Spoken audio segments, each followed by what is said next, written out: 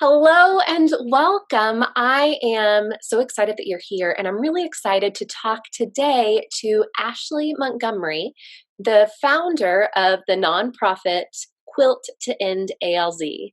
Ashli, thank you so much for being here. Thank you for having me. I feel honored to be a guest and to get to share my story. Well, why don't you go ahead and share that story? We want to hear about you. So let us know about you and about your organization, how it started, and why you decided to start it.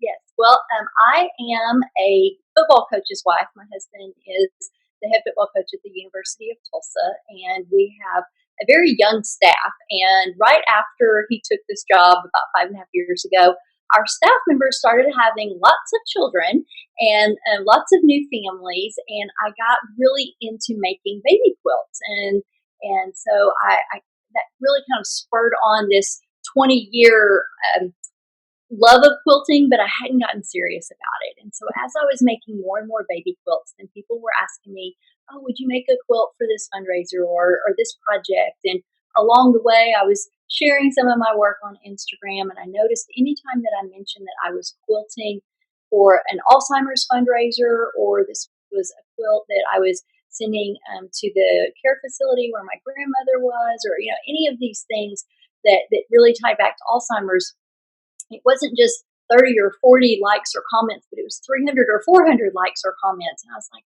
this is really striking a chord with people. Right. And along that same time, my youngest was getting into her senior year of high school. And I knew that as an empty nester, my time was going to look really different. And so I started thinking, what do I want to do to continue this platform of Alzheimer's work that we had used his football career to try and promote, and then also incorporate more of my quilting passion. And along the way, I decided that I was going to host an event for the Alzheimer's Association Longest Day campaign. And when it got time to name the event, I knew I wanted to get some friends together to quilt, and I didn't know what else to name it, so I named it Quilt to End ALZ. And then I thought, why does this have to only be a 1 day effort? If I want to continue educating and advocating for an end to Alzheimer's disease, and I want to be quilting, how can I put those together? So I started thinking of business plans and was visiting with a friend who is a tax attorney. And she said, "Ashli, quilting is so fun." She said, "But it's not an inexpensive hobby. And I really think we need to set you up as a 501c3. You're a legitimate nonprofit organization. And that way you can recoup some of the expense that you're putting in there, but you also have a true mission and you have a vision, and you're just more official that way." And I kind of started dreaming about what that could look like. And on what would have been my grandmother's 90th birthday, we had the launch day for Quilt and ALC, and it's really been a fun ride. It's been almost 2 years, and it's kind of grown organically, and that's been the best part of it, just to see where it leads. Yeah. That's so great.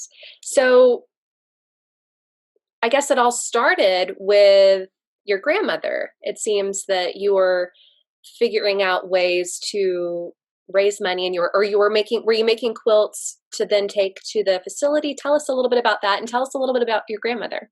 Yeah, so unfortunately, our family has been very touched with Alzheimer's disease. My husband's grandmother died right after he graduated high school in 1990. My grandmother passed away with Alzheimer's at the end of 2014. And my mother in law passed away on August 10th of this year with the disease. And so we have watched loved ones, and not only our loved ones that are suffering from the disease, but we've seen our parents, and even as second generation caregivers, we've been very active in that role of trying to take care of loved ones as this disease just is heartbreaking and tragic. And right now, there's no treatment, no cure to Alzheimer's, and so unfortunately, there's not a lot that we can do. So the things that we can do is create hope and raise awareness and educate people on what this disease is. when Philip and I moved to Tulsa, Oklahoma in January of 2015, my grandmother had just passed away. And someone asked me, what would you like to do in the community and as the first lady of Tulsa football? And I said, well, I'm hoping y'all have an Alzheimer's association. And I happened to be at a Super Bowl party, and someone taps me on the shoulder and she says, I'm the tennis coach's wife. My name is Mary. I know where you live. I'm on the board of directors of the Alzheimer's Association. We have a meeting Tuesday morning at 9:30. I'll pick you up. And Perfect. I was like, okay, I'm still living out of boxes, but this sounds fun. Yeah. And so I very quickly became involved with the Oklahoma chapter of the Alzheimer's Association, and now I sit on the state board of directors. And Philip and I have chaired the Walk to End Alzheimer's. We helped raise a little over $2.5 million over the course of 2 years through the walk, and we've just been engaged in the fight on a personal level and on a public level very, very heavily over these last 5.5 years. And so all of that just poured into my passion to use my quilting hobby to connect quilters and those who love quilts to the fight to end ALZ. Yeah, that's beautiful.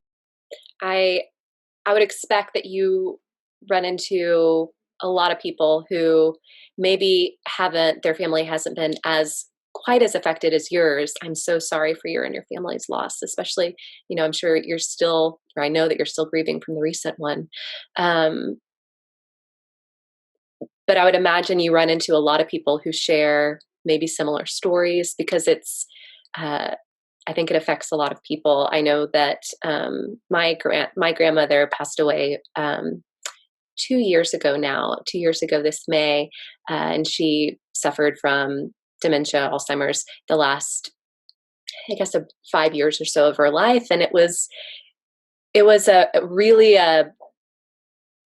hard, and it was when you have a loved one suffering from that, you're saying goodbye to them more than once because they kind of leave you in phases, and it's hard. And I would imagine you come across a lot of stories like that, and hear from a lot of people who experience similar situations. I do a lot of public speaking to quilt guilds, but also to organizations and corporations. I've spoken to Greek organizations on college campuses, and I'm always blown away by the number of people that raise their hand when I say, who in the room has been touched by Alzheimer's? And it's scary to see that almost everyone has some sort of an Alzheimer's story, and it might be the sweet neighbor that they grew up next to, or it might be a dear couple from church, or it could be someone that their parent worked with or a grandparent worked with. It's not always an immediate family member, but it is getting more rare as I go to find people that haven't been affected by it in some way. And the prevalence of the disease is increasing. Alzheimer's disease is the 6th leading cause of death in the United States, and it's the only cause in the top 10 that is increasing. All the rest of them are decreasing with treatment, and we just don't have any treatment options yet for Alzheimer's. And so it is heartbreaking to see that. It's heartbreaking to be on a college campus and be doing a fundraising event or an educational event and have these 18 to 23-year-olds walk up and start sharing. And that's one of the things I've noticed is that it is very therapeutic to share our stories and to see that we're not alone, and that there is hope, because there's this whole young generation that is being touched by seeing their loved ones go through this tragedy. And they're brilliant young people, and I feel very sure that they're going to help us find an end to this thing. Yeah, I love that part of your mission is raising hope and raising awareness and funds toward research. So, first, what are some things? Maybe I know you shared some statistics already, but is there anything else that you would like to share with us about the disease and about what you guys are doing to help with that mission of raising hope and awareness and funds for research? Yeah, so our model for our nonprofit is that 80% of all of our revenue goes directly towards research, care, and education. And so we do a lot of that with the Alzheimer's Association. They are the leading organization outside of a government body for Alzheimer's, and in America, the NIH, they work very closely, and they'll go to the Alzheimer's Association and they'll say, okay, we've got a budget of 1.2 million, and we need to put it into a new study. What is the most promising study that you have started? And so the Alzheimer's Association has a lot of the seed money to get out of the box innovative projects going, and then when things start really showing a lot of promise, they can hand that off to the United States government, who has the really big funding. And so a lot of what we do with that 80% goes back to the Alzheimer's Association. We also support some other organizations. Memory Cafe is a really neat organization that's popping up across the country. We have worked with them. We've worked with Hilarity for Charity out in Los Angeles, and so there are some different places, but our goal is that so much of what we do with the community, we try and not have a cost associated with it, and that way, whenever we sell projects, we sell kits, patterns, all of those good things from the website. That creates that 80% that we give back. And so I mentioned kits. I've got some fun things here. When I started Quilt to End ALZ, it began as a longest day event, and that's a campaign that the Alzheimer's Association does, where individuals create their own event based on an activity or a hobby that they have.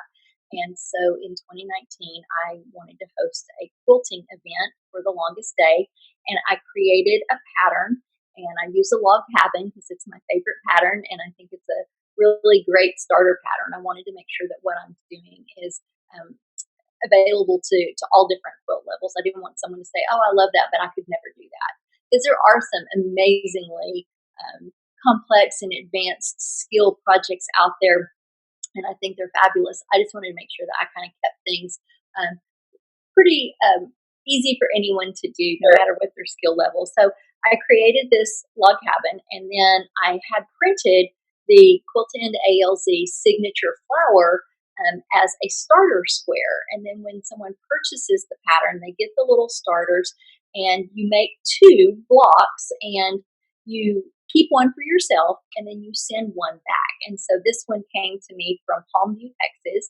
and I will then take these and I will create projects. And so I've got some really fun pot holders that I've made.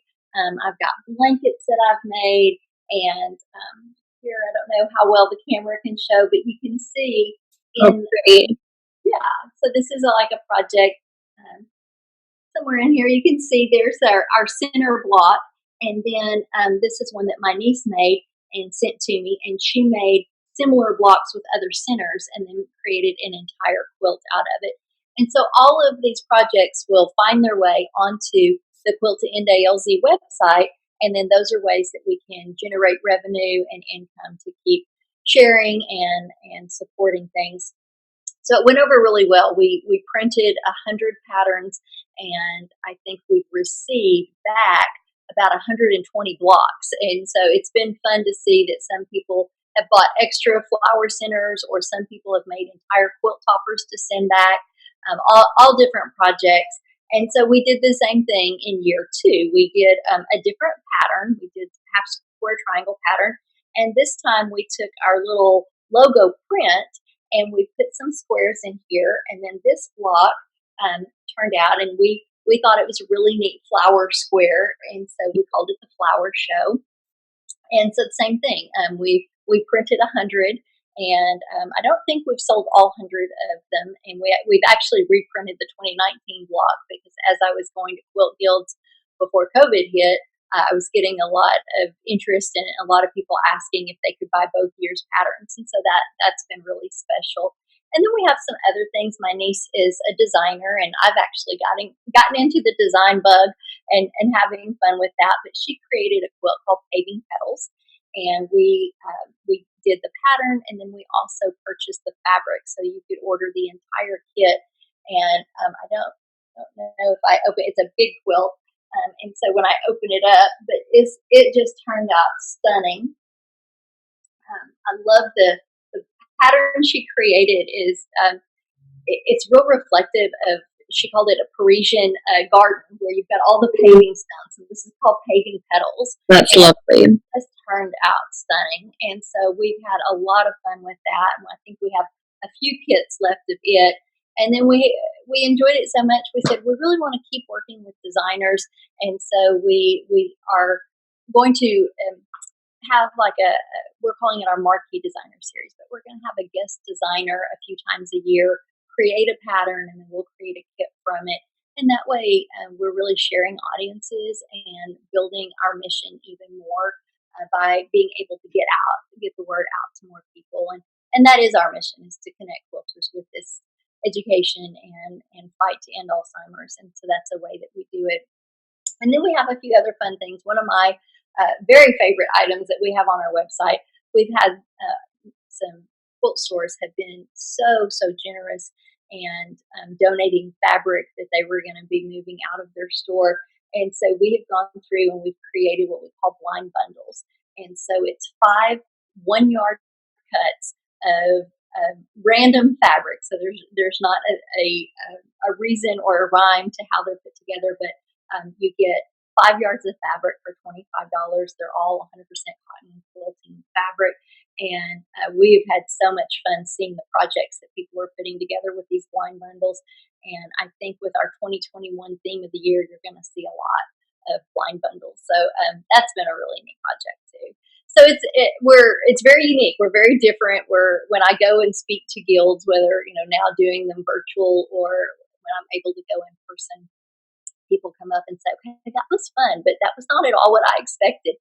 And because we're not a traditional quilt company, we kind of do things as they present themselves. And I'd mentioned earlier that the company's just really grown organically, and we're just having a lot of fun with it. And it's been a really neat platform. I've had so many people come up to me after a presentation and say, my mother had Alzheimer's, or my uncle, and I learned things today that even as a primary caregiver, I never knew or understood. And I really love that. I love that I can share what I've learned as a member of the Alzheimer's Association community and as a volunteer educator, and all the different roles that I've had within the Alzheimer's Association. It's really neat to be able to share that and hear people say, wow, okay, that's scary, but it also gives me hope. Or someone will say, I've got a loved one who's in the early stages, and this really helps me know what to watch for or what to expect. And so I'm really happy that I can provide that service. That's wonderful. Well, thank you for the work that you do, and thank you so much for sharing all of those things. So if we want to get involved in what you're doing and support Quilts to End ALZ, we can go to your shop, right? And our website is quilttoendalz.org. Great. The 2 is the digit, just to be clever and be kind of different. So quilt, the digit 2, endalz.org. And from there, you can subscribe for our email, and that's really the best way to hear when things come out. You'll see that we fluctuate when especially right now, like we're in the middle of football season, and so I try and share a little bit, but not inundate you on the emails. And then during what I call longest day season, we really try and communicate a lot of statistics and educational pieces and things like that. So I love keeping in touch through email. I try and keep in touch on social media, Quilt to End ALZ on Facebook and Instagram, and that is a great secondary way, but I'm better with the website and the email. Yeah. All right. So we can go check out your website. We can sign up to get your emails and check out your patterns and your kits. And I know that one with the flowers, you were sharing that they can make their own. There's two of them in there, right? So tell us a little bit about that. Yes. Okay. So that is our longest day patterns, and we'll be coming out in January with our 2021 longest day pattern. But it will have some sort of a starter piece, and then basically you will make two blocks, one to keep, and you can finish off in your own projects, and then one to mail back. And the when you purchase your pattern, it comes with an envelope to send it back to us, and so that's just a really fun way to help us build our projects that then can be sold as fundraisers. And that's just, we have found that it's a really fun way to build community, and we've been keeping up with where the blocks come from. And I think we're up to like 30 something states. So it's really like all over the country. It's been a lot of fun. So fun. Yeah. Well, wonderful. So, all right. So, we're going to check out your website and anything else that you want to share. I know that you also teach other things. So, tell us a little bit about that. Yeah, so I offer three different topics that I have presentations as well as workshops for quilt guilds. And the first one, and probably my primary one that I really encourage guilds to do first, is the Quilt to End ALZ, just to share that message and get that information out to their members. And then I also do one called Storytelling Teas. And I mentioned in the beginning, I started making these baby quilts, and I was making them with t-shirts from our university, and you can see an example behind me.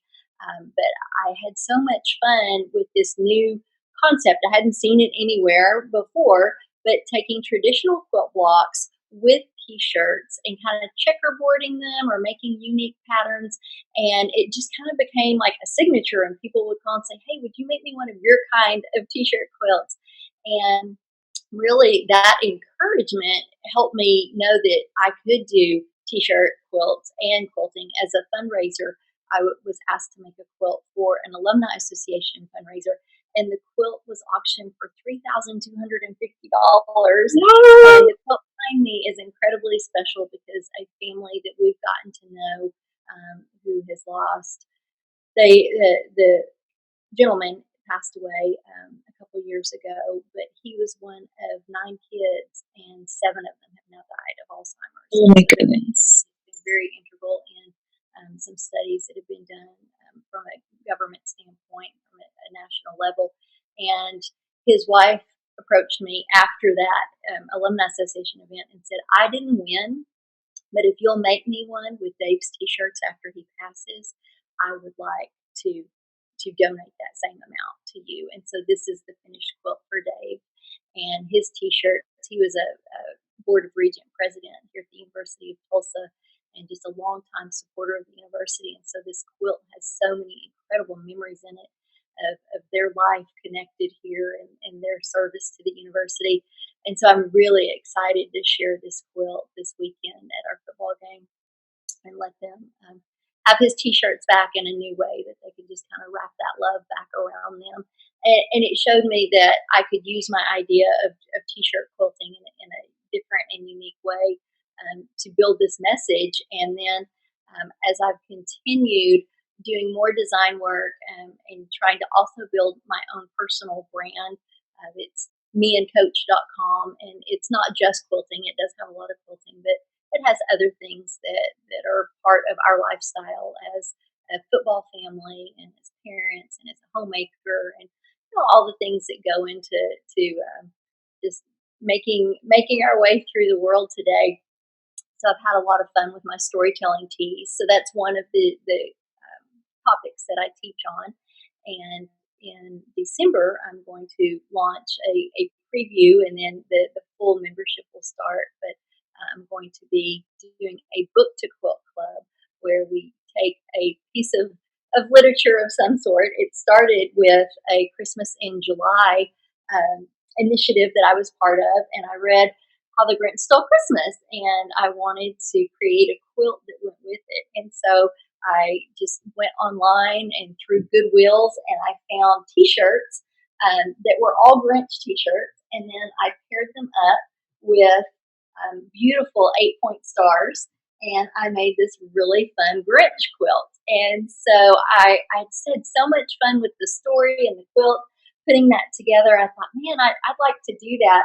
And then it just happened that the next book that I picked up was a quilting one. It's called the Half Stitch Quilting Club, and it is about a woman who is teaching beginner quilting, and she actually puts the pattern that she teaches her beginners in the book. And I thought, man, I'm going to make that quilt.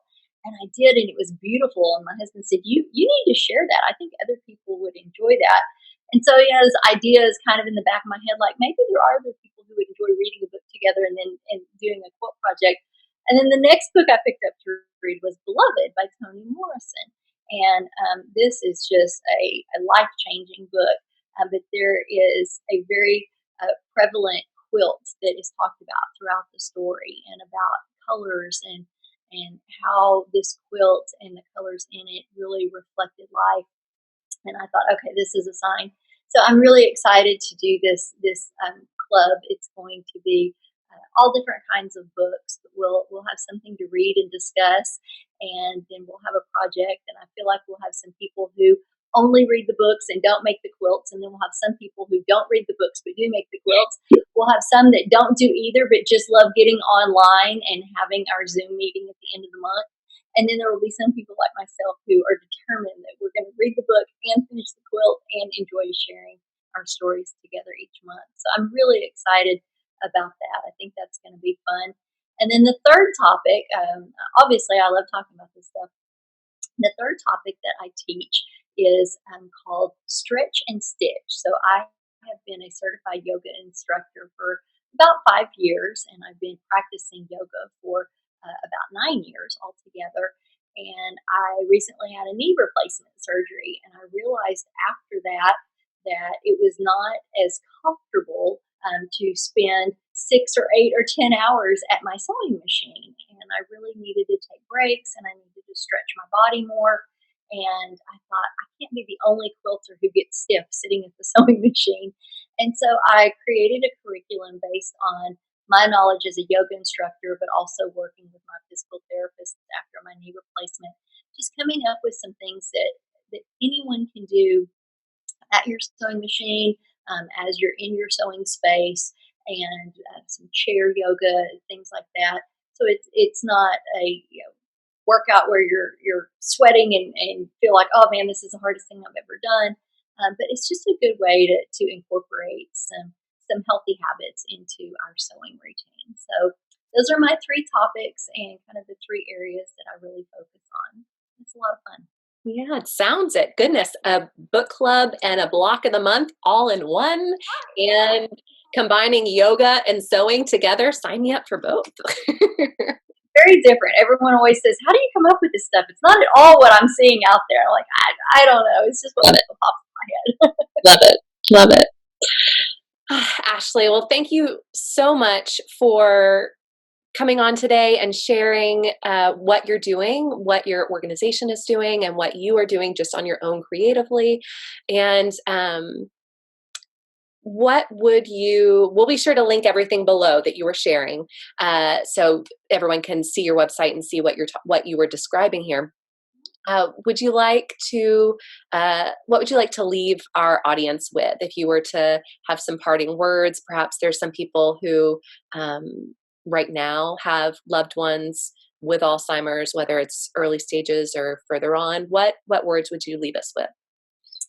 Well, I would definitely say to reach out through me, reach out through your local community, different organizations, especially the Alzheimer's Association. Their 24/7 hotline is 1-800-272-3900. There is someone there every minute of every day of every year. They have people that are there answering the phones in all different languages. And when you feel frustrated, or you feel like I just don't know what to do, whether it's Alzheimer's or anything, I always just say you are never, ever alone. There are people here to hear your stories and hear your frustrations and share your tears and your triumphs. And it's just really important to me that my community, my sphere of this world, just knows that not only am I here, but they're never ever alone. And to me, that's an important message. So that's what I would definitely want to leave everyone with today. Beautiful. Beautiful. Thank you so much, Ashley, for being here. And Yay. thank you all for joining us and spending some time talking about quilting creativity as well as the cause of Alzheimer's that does affect so many people. So thank you for being here. Have a beautiful rest of your day, and we'll see you next time. Bye.